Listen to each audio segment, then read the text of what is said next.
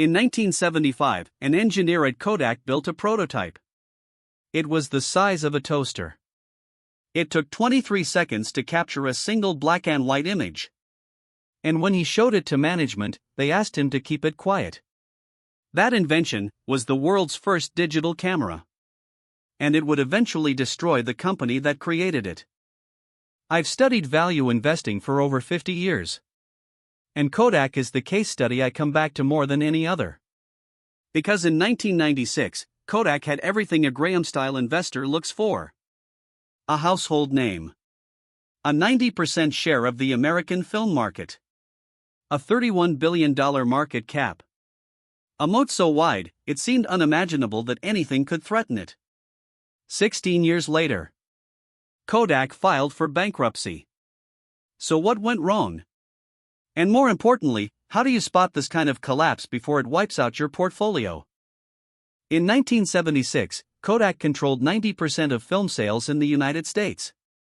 85% of camera sales. They employed 145,000 people at their peak. Their yellow boxes were so iconic, the color itself became a registered trademark. This wasn't a moat. It was a fortress.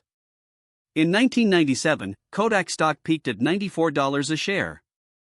They had strong brand loyalty, massive distribution, and recurring revenue from film, paper, and chemicals.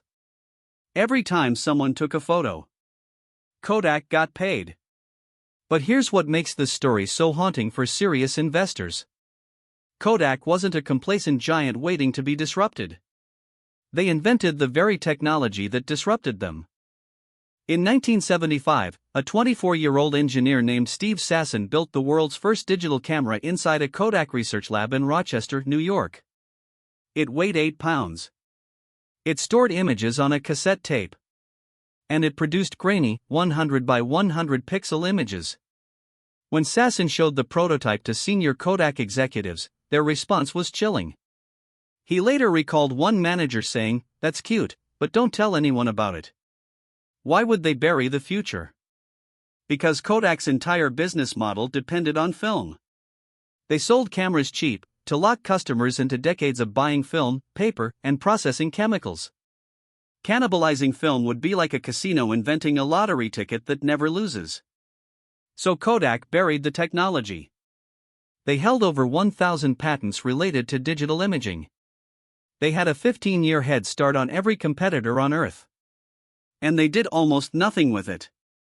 By 2012, Kodak filed for bankruptcy with roughly 17,000 employees.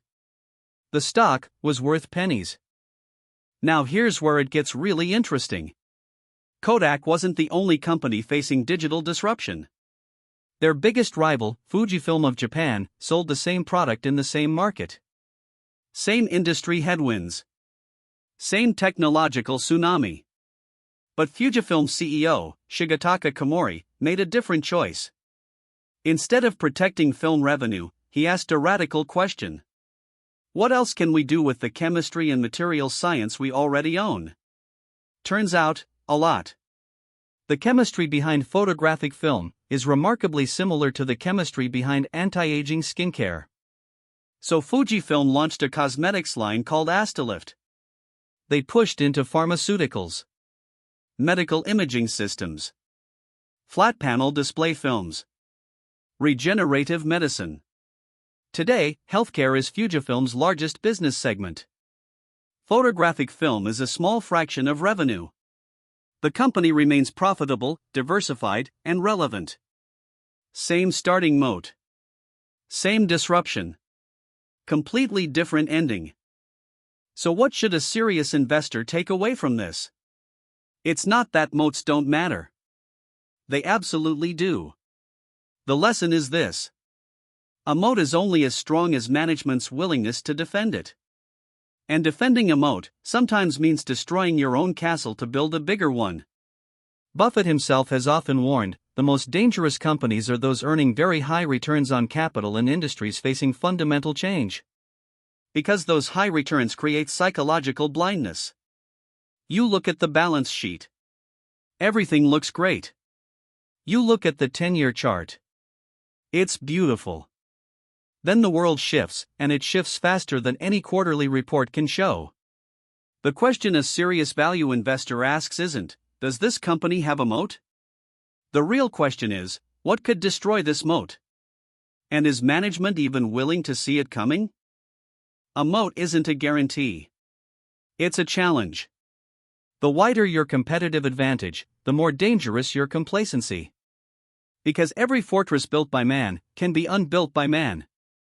Kodak's real failure wasn't technological. It was psychological.